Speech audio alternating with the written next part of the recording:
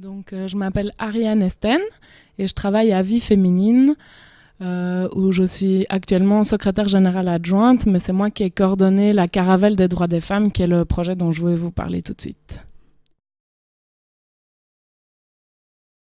Donc, Vie féminine est un mouvement d'éducation permanente féministe. Alors, l'éducation permanente,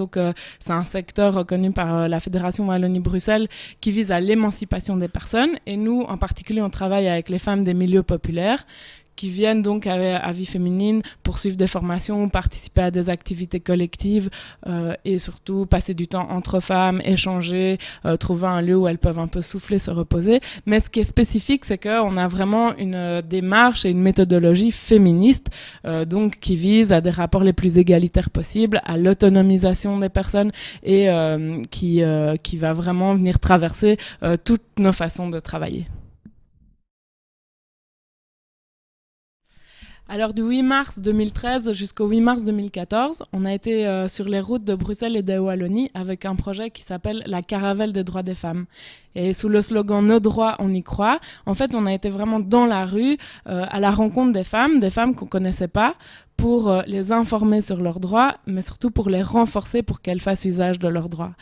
En fait, ce projet-là, il est né du constat que les femmes n'utilisaient pas souvent leurs droits, et en particulier les femmes des milieux populaires. Pour elles, leurs droits restent quelque chose d'assez abstrait, qui existe là, mais elles vont préférer mettre en place d'autres types de solutions. Et donc, on s'est demandé comment on pouvait les renforcer pour qu'elles fassent usage de leurs droits. Et donc, pendant un an, il y avait un dispositif qui était composé d'une camionnette et de tentes, et on a été dans toutes les petites villes de Wallonie et de Bruxelles, dans les quartiers, etc., pour vraiment proposer des activités sur des thématiques précises où elles pouvaient à la fois rencontrer des personnes qui allaient les informer sur leurs droits, donc sur le logement, sur l'emploi, sur la santé,